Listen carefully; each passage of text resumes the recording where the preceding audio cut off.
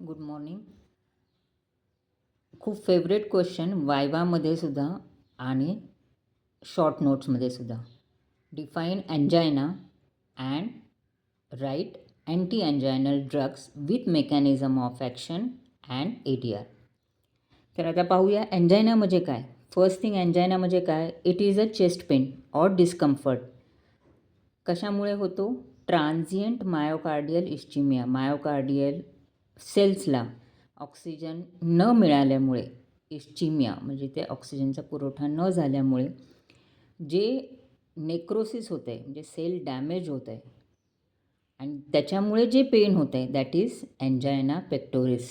It is usually due to imbalance between myocardial oxygen supply and demand. आता ह्या एन्जायनाचे 3 प्रकार आहेत. क्लासिकल, अनस्टेबल आणि प्रिन्स मेटल.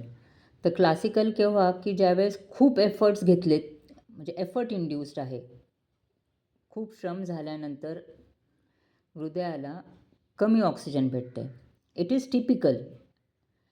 आणि बरेच वेळा हा एन्जायना रेस्ट किंवा नायट्रोग्लिसरीन घेतल्यामुळे बराही होतो, ज्यामुळे ऑक्सिजन डिमांड हार्टची कमी होते. ह्यामध्ये जे पेन होतं, पेन किंवा chest pain, it is like burning or heaviness in chest, squeezing filling, जसं काय चेस्ट कोणीतरी दाबली आहे, आणि इट्स शॉर्ट लास्टिंग. अनस्टेबल एन्जायनामध्ये फ्रिक्वेंट चेस्ट पेन होतं. इंटेन्सिटी दरवेळेस चेस्ट पेनची वाढत जाते आणि ड्युरेशन पण वाढत जातं. It is also called as rest angina, more than 20 minutes. ह्यामध्ये चेस्ट पेन वाढत जातं आणि शॉर्टनेस ऑफ ब्रेथ असते, म्हणजे ब्रेथलेसनेस होतं patient. The last is Prinzmetal angina. Prinzmetal angina is also called as rest angina. बरेच वेळा हे पेशंटला झोपेत हार्ट अटॅक येणं किंवा पहाटे पहाटे हार्ट अटॅक येणं हा प्रिन्स मेटल एन्जायनाचा प्रकार आहे. बरेच वेळा हा ॲट द रेस्टच असतो, म्हणजे रेस्टमध्ये येऊ शकतो. ह्याचे कॉजेस काय. कोरोनरी आर्टरी स्पॅझम, म्हणजे हृदयाच्या जे आर्टरीज आहेत, कोरोनरी आर्टरीज, त्या स्पॅझम होणे, ज्याच्यामुळे तिथल्या मसल्सला, हार्ट मसल्सला रक्तपुरवठा म्हणजेच ऑक्सिजन कमी मिळणे.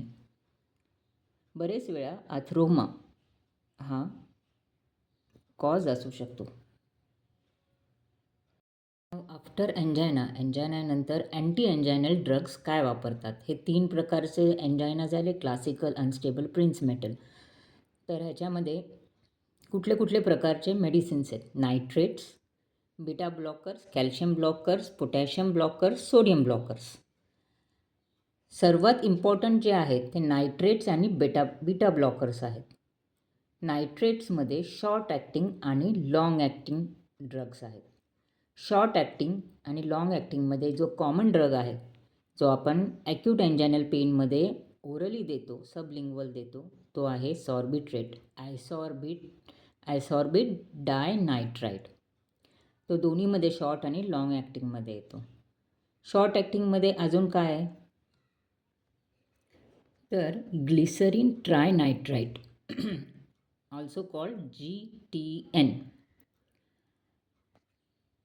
आता हे ऑर्गॅनिक नायट्रेट्स काम कसे करतात. आता हे ऑर्गॅनिक नायट्रिक ऑक्साईड बनतं. कशाद्वारे. ग्लुथॅथॉन एस ट्रान्सफरेज आणि अल्डिहाइड रिडक्टेज एन्झाईम्समुळे हे नायट्रिक ऑक्साईड कन्वर्ट होतात वॅस्क्युलर एंडोथेलियममुळे, जिथे ग्वानिल सायक्लेज जे फ्री कॅल्शियम आहे त्यांना कमी करते, ज्यामुळे फ्री कॅल्शियम कमी झाल्यामुळे ॲक्टिन मायोसिन इंटरॅक्शन कमी होते आणि कार्डियक मसल रिलॅक्स होतं.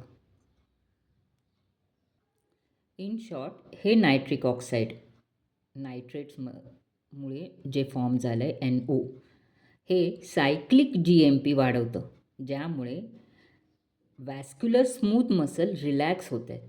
वॅस्क्युलर स्मूथ मसल जर रिलॅक्स झाले तर वॅसोडायलेटेशन म्हणजे जी ती वेसल आहे, कोरोनरी वेसल आहे, ती डायलेट होते आणि त्याच्यावरचा जो प्रीलोड आहे तो कमी होतो. प्रीलोड कमी झाल्यामुळे ऑक्सिजन जी डिमांड आहे, मायोकार्डियल ऑक्सिजन डिमांड आहे ती कमी होती आणि डायलेट झाल्यामुळे, कोरोनरी आर्टरीज डायलेट झाल्यामुळे कोरोनरी स्पॅझमसुद्धा कमी होते आणि ज्यामुळे एन्जायनल पेन कमी होतं.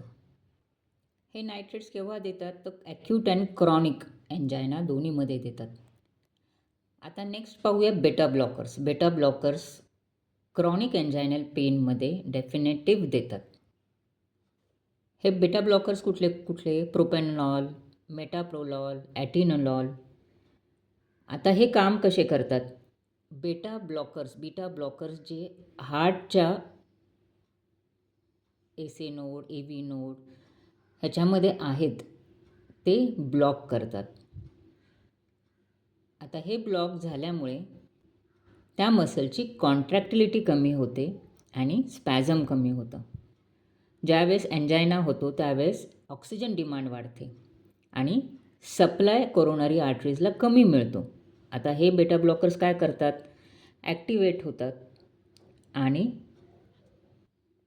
बीटा रिसेप्टर्सला ब्लॉक करतात, ज्यामुळे काय होतं? हार्टचं वर्क कमी होतं, कॉन्ट्रॅक्टिलिटी कमी होती, कार्डियाक आउटपुट कमी होतं आणि BP कमी होतो, ज्यामुळे ऑक्सिजन डिमांड जे फंक्शनसाठी कार्डियाक म्हणजे हार्टला लागणार आहे ते कमी होतं.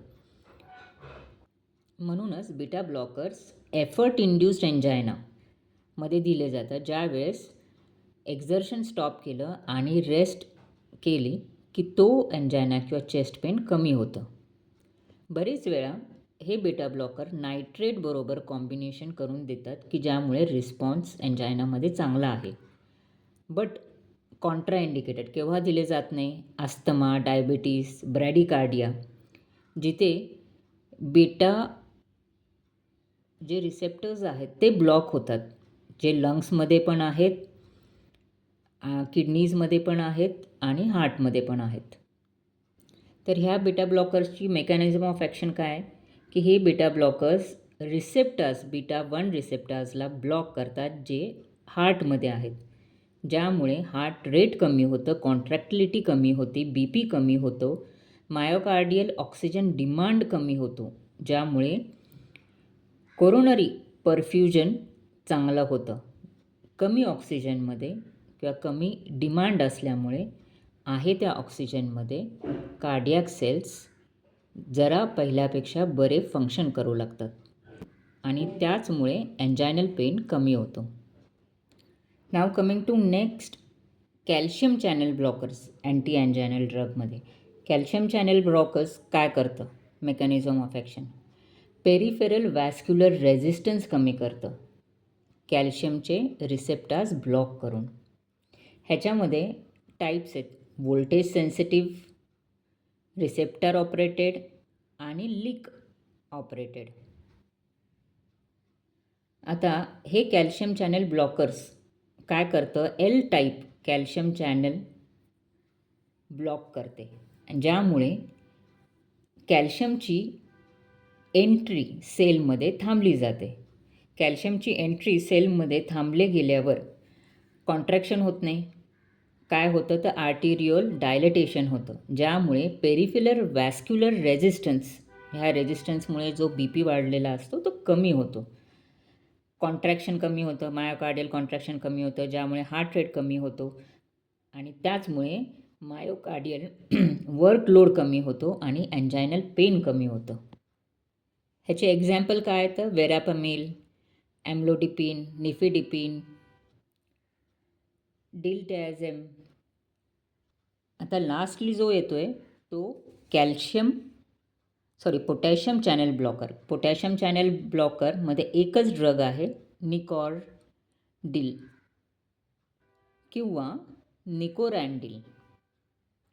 परत एकदा करेक्ट करते, कॅल्शियम चॅनल ओपनर निकॉर्डिल. आता हे कॅल्शियम चॅनल किती प्रकारचे आहेत? व्होल्टेज डिपेंडेंट, रिसेप्टर ऑपरेटेड आणि कॅल्शियम पोटॅशियम ॲक्टिवेटेड. आता हे कॅल्शियम चॅनल ओपनर किंवा निकॉर्डिल काय करतं, हे sensitive ATP potassium channel open करतं, ज्यामुळे हायपरपोलरायझेशन होतं आणि कार्डियॅक मसल्सचं स्पॅझम कमी होतं. हायपरपोलरायझेशनमुळे कार्डियॅक मसलचं वॅस्क्युलर स्पॅझम कमी होतं, ज्यामुळे स्पॅझम कमी झाल्यामुळे प्रीलोड जो आलेला आहे किंवा आफ्टर लोड जो आलेला आहे मसल्सवरती, तो कमी होऊन कोरोनरी डायलेटेशन होतं आणि एन्जायनल पेन कमी होतो. Very least use sodium channel blocker. आता हे sodium channel blocker for example ranolazine.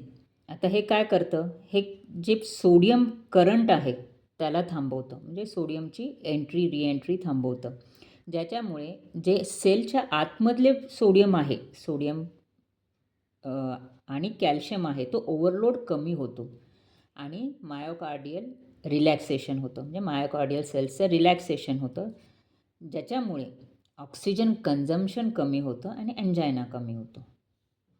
आता ह्या एन्जायनावरती काय काय क्वेश्चन येऊ शकतात. Define angina, define types of anginal pain, तिन्ही टाईप्समध्ये कुठले कुठले तुम्ही ड्रग्स किंवा अँटी एन्जायनल वापरता, ॲक्यूट एन्जायनामध्ये काय वापरता, सबलिंग्वल नायट्रोग्लिसरीन, क्रॉनिक स्टेबल एन्जायनामध्ये काय वापरता, फर्स्ट लाईन बेटा ब्लॉकर्स, प्रिन्स मेटल एन्जायनामध्ये तुम्ही काय वापरता, कॅल्शियम चॅनल ब्लॉकर्स आणि नायट्रेट, अनस्टेबल एन्जायनामध्ये तुम्ही फर्स्ट लाईन काय वापरणार, ॲस्प्रिन, nitrates, beta blockers.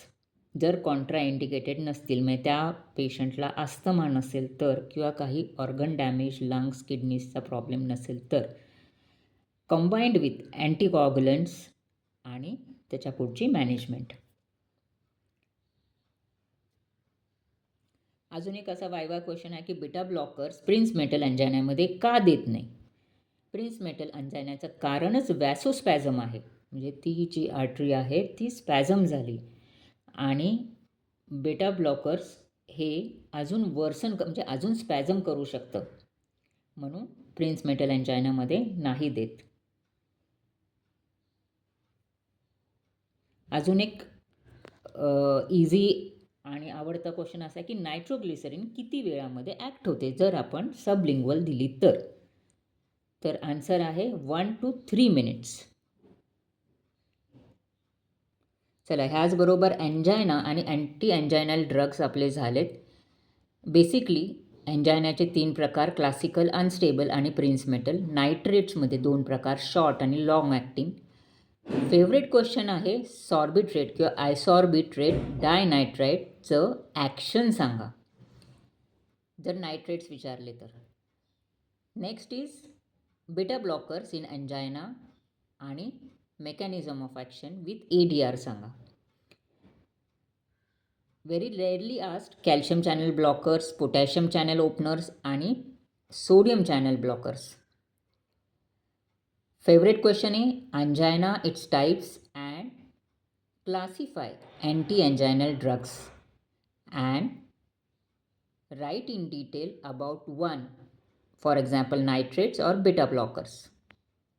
Thank you.